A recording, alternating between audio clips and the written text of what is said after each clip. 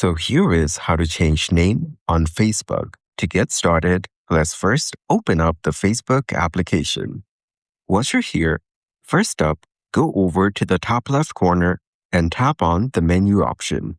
Then, from the options, you need to select Settings and Privacy.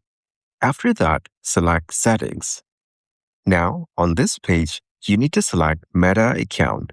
Now, select the profile that you want. After that, select your account. You will then be taken to this page right over here. Then, tap on the name option on the top. And as you can see, we can view the current name.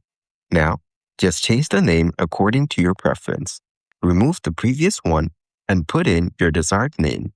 Once you're done, tap on Review Change on the bottom.